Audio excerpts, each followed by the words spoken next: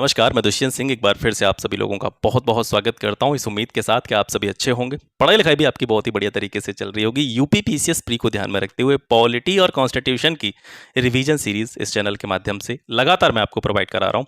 फिर चाहे आप इसको रिवीजन सीरीज मान करके चलें, चाहे आप इसको कॉन्सेप्ट क्लास मान करके चलें, लेकिन एक चीज़ बिल्कुल क्लियर है कि अगर आपने पॉलिटी को बिल्कुल भी नहीं पढ़ा है और आप पीसीएस प्री में अपीयर होने जा रहे हैं, पीसीएस प्री के अलावा आप किसी भी एग्जाम में अपीयर होने जा रहे हैं और इस सीरीज को देख रहे हैं, इससे जुड़े हुए हैं, चीज़ों को लगातार समझ रहे हैं, रिवाइज कर रहे हैं, निश्चित रूप से आपको एग्जाम में निराशा हाथ नहीं लगेगी, ये चीज़ कंफर्म है। दूसरी चीज़ एक और कहना चाहूँगा, अपना एक मोटिव रहता है, अपना एक उद्देश्य ये रहता है कि मैं आपका कम से कम टाइम लूँ और मैक्सिमम चीज़ें आपको बता सकूँ, मैक्सिमम चीज़ें आपको समझा सकूँ। और यकीन मान करके चलिए, अगर आप ध्यान से देखेंगे तो 10 से 15 मिनट में जितनी चीज़ें मैं आपकी यहाँ से क्लियर करा रहा हूँ, अगर आप इनको दूसरी जगह से करेंगे तो 2 से ढाई घंटा आपको इसके लिए खर्च करना पड़ेगा। अपना उद्देश्य यही है कि आपका कम से कम समय, बहुत कीमती है, आपका भी मेरा भी, कम से कम टाइम में लूँ और ज़्यादा से ज़्यादा चीज़ें आपको समझा सकूँ। ठीक है, तो हमारा जो संघीय विधायिका वाला इकाई थी, संघीय विधायिका वाला हमारा यूनिट था, वो इस वीडियो के साथ में समाप्त हो जाएगा। लोकसभा के पदाधिकारियों के बारे में बात करेंगे विशेष रूप से हम। बाकी सारी चीज़ें जो हैं विधायिका के विषय में, चाहे संसद की बात हो, संसद से जुड़े हुए जितने भी उपबंध, संसद की कार्यप्रणाली, संसद में किस तरीके से काम होता है, विधायी प्रक्रिया क्या होती है संसद की, ठीक है, संसद के जो दो सदन होते हैं, राज्यसभा, लोकसभा, सभी चीज़ों के बारे में लगभग हम क्लियर कर चुके हैं। आज हम बात करेंगे लोकसभा के पदाधिकारियों के विषय में, विशेष रूप से लोकसभा अध्यक्ष के विषय में। तो चलिए स्टार्ट करते हैं।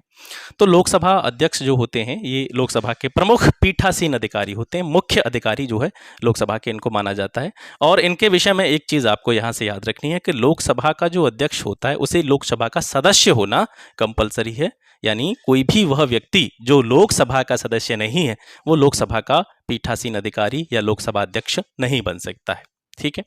आर्टिकल 93 अनुच्छेद 93, लोकसभा के अध्यक्ष का चुनाव कहाँ से होता है, कहाँ से चुना जाता है लोकसभा अध्यक्ष? तो लोकसभा के जितने भी सदस्य होते हैं उनके द्वारा अपने में से ही, अपने लोगों के बीच में से ही बहुमत के आधार पर लोकसभा के अध्यक्ष का चुनाव किया जाता है, जिसको वेतन उपराष्ट्रपति के लगभग मिलता है, उपराष्ट्रपति के बराबर मिलता है। 4 लाख का वेतन इनको दिया जाता है।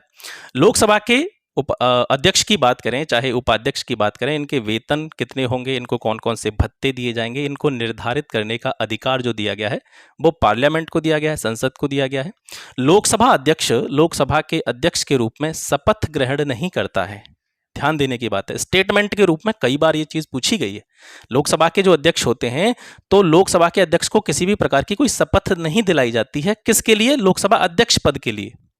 वो जो शपथ ग्रहण करते हैं वो एक सामान्य सदस्य के रूप में शपथ लेते हैं। जैसे कि अभी हमने देखा था कि लोकसभा के अध्यक्ष को लोकसभा का सदस्य होना अनिवार्य है, तो लोकसभा के सदस्य के रूप में ही उनको शपथ दिलाई जाती है। लोकसभा अध्यक्ष की कोई अलग से शपथ नहीं होती है।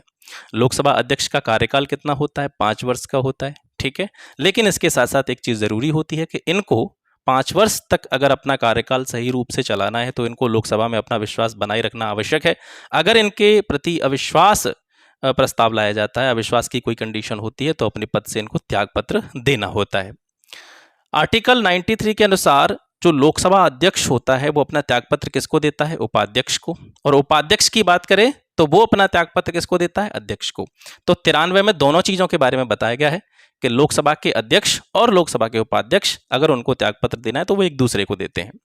इन्हें लोकसभा सदस्य 14 दिन पूर्व सूचना देकर अपने बहुमत से पारित अविश्वास प्रस्ताव द्वारा भी कभी भी अपने पद से हटा सकते हैं। लोकसभा के पहले स्पीकर कौन थे? गणेश वासुदेव मावलंकर, जीवी मावलंकर इनको संक्षेप में कहा जाता है। इनके विरुद्ध उन्हें पद से हटाने के लिए एक प्रस्ताव लाया गया था 18 दिसंबर 1954 को। हालांकि वह प्रस्ताव जो था, विश्वास प्रस्ताव था, वो पारित नहीं हो सका। तो क्वेश्चन क्या है कि लोकसभा के ऐसे कौन से पहले स्पीकर थे जिनके विरुद्ध अविश्वास प्रस्ताव लाया गया था उनको पद से हटाने के लिए? तो जीवी मावलंकर। वो बात अलग है कि यह प्रस्ताव पारित नहीं हुआ था। लोकसभा अध्यक्ष क्या क्या कार्य करते हैं? सबसे पहली चीज है, संसद के जो संयुक्त अधिवेशन होते हैं, राज्यसभा और लोकसभा के मिलाकर के जो संयुक्त मीटिंग होती है, अधिवेशन होता है, उसकी अध्यक्षता लोकसभा अध्यक्ष के द्वारा की जाती है। और ये प्रावधान भारतीय संविधान के अनुच्छेद 108 में दिया गया। यहाँ पर ध्यान देने की बात क्या है, मैंने आपको पहले ही बताया था कि संसद के संयुक्त अधिवेशनों की अध्यक्षता कौन करता है? लोकसभा अध्यक्ष। बुलाने का काम जो है लोकसभा अध्यक्ष का नहीं। राष्ट्रपति जो है लोकसभा के संयुक्त अधिवेशन को आहूत करते हैं, बुलाने का काम उनका है। अध्यक्षता करने का काम लोकसभा अध्यक्ष का है। इसके अलावा धन विधेयक का निर्णयन, धन विधेयक कोई भी बिल, कोई भी विधेयक धन विधेयक है या नहीं है, इसका निर्णय लोकसभा ही करती है और लोकसभा में लोकसभा अध्यक्ष जो है उसका डिसीजन जो है इसमें अंतिम होता है। दल बदल से संबंधित जितने भी मामले होते हैं, विवाद होते हैं, उनको सुलझाने का काम भी लोकसभा अध्यक्ष का है। इसके अलावा लोकसभा की कार्रवाई को स्थगित कौन कर सकता है? लोकसभा अध्यक्ष कर सकता है। संसद की जितनी भी स्थायी समितियां होती हैं, संसद की समितियां कौन कौन सी होती हैं? स्थायी समिति, तटस्थ समिति जो है, उनके बारे में मैंने एक सेपरेट वीडियो बना करके आपको बता दिया कि संसद की कौन कौन सी प्रमुख समितियां होती हैं। तो जितनी भी स्थायी समितियां होती हैं, स्थायी समितियों की बात हो रही है, उनके जितने भी अध्यक्ष होते हैं उनकी नियुक्ति लोकसभा अध्यक्ष के द्वारा की जाती है।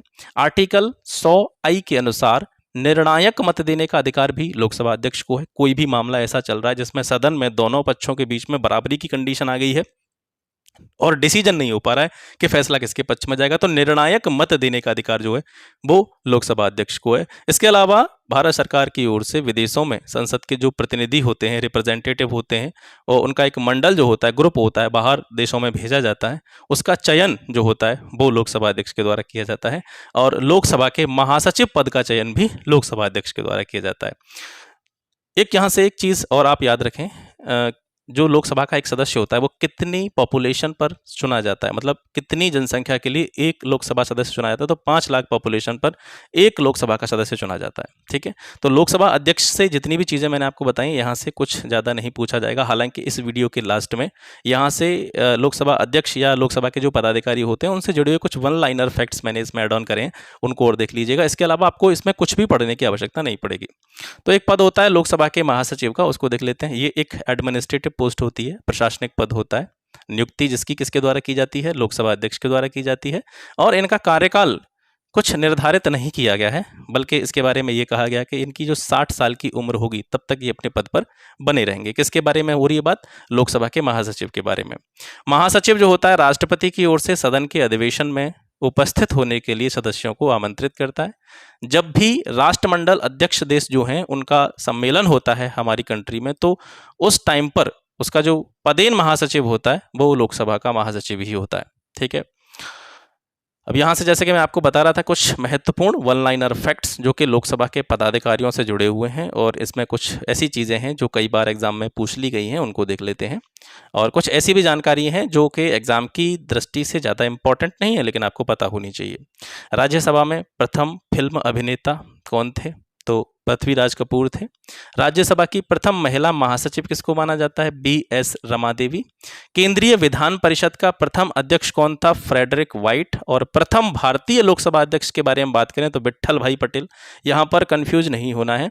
वैसे पहले लोकसभा अध्यक्ष GV मावलंकर थे, लेकिन वो स्वतंत्रता के बाद थे, जब हमारा देश आज़ाद हो चुका था। देश आज़ाद होने से पहले पहला भारतीय लोकसभा अध्यक्ष कौन था? तो विट्ठल भाई पटेल थे। और स्वतंत्रता के बाद में प्रथम लोकसभा अध्यक्ष गणेश वासुदेव मावलंकर थे। प्रथम महिला लोकसभा अध्यक्ष मीरा कुमार थी 15वीं लोकसभा में। और प्रथम लोकसभा उपाध्यक्ष अनंत शयनम थे। लोकसभा में पहला विपक्ष का नेता कौन था? YV चौहान। और 12वीं लोकसभा अब तक की अल्प अवधि वाली लोकसभा रही है, सबसे कम अवधि की लोकसभा रही है, जो 1 वर्ष 35 दिन तक जो है लगभग कार्यरत रही थी। वैसे 5 वर्ष का कार्यकाल होता है, लेकिन आपसे पूछा जाए कि सबसे कम अवधि की लोकसभा 12वीं लोकसभा थी, जो 1 वर्ष 35 दिन के आसपास जिसने काम किया था, इतने दिन तक वो अवधि में रही थी। इंदिरा गांधी के शासन में सबसे ज़्यादा अवधि तक 5वीं लोकसभा, जिसका कार्यकाल 5 वर्ष 6 माह रहा था, ये सबसे ज़्यादा अवधि की लोकसभा है जो कि इंदिरा गांधी के शासनकाल में थी।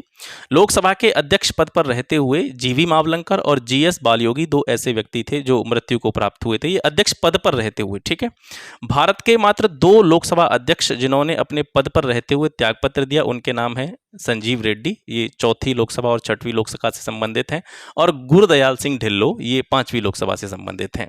वर्तमान में 17वीं लोकसभा है और इसके अध्यक्ष जो हैं ओम बिरला हैं, और इसकी जो उपाध्यक्ष हैं वो रमा देवी हैं। ठीक है, इतनी जानकारी आपको यहाँ से याद रखनी है। इसके अलावा आपको इसमें कुछ भी पढ़ने की जरूरत नहीं है। और जैसा कि मैंने आपको पहले ही कहा है, इतने कम समय में जितनी इन्फॉर्मेशन मैं आपको यहाँ से प्रोवाइड करा रहा हूँ अच्छे तरीके से, इतनी इन्फॉर्मेशन आपको 2 से 3 घंटे की क्लास में भी नहीं मिलेगी, क्योंकि मैं यहाँ पर फालतू बात आपसे नहीं करता हूँ, या मैं अपनी कहानियाँ सुनाने लग जाऊँ तो कहीं ना कहीं वो समय बहुत ज़्यादा हो जाएगा। चीज़ें आपको बढ़िया तरीके से मिलनी चाहिए, जो चीज़ें आपके लिए आवश्यक हैं वो मिलनी चाहिए। बातें करने के लिए बहुत आगे समय है, करते रहेंगे, ठीक है। तो आज के लिए बस इतना ही, मिलते हैं आपसे फिर एक नेक्स्ट वीडियो में नए टॉपिक के साथ में। तब तक के लिए नमस्कार, जय हिंद।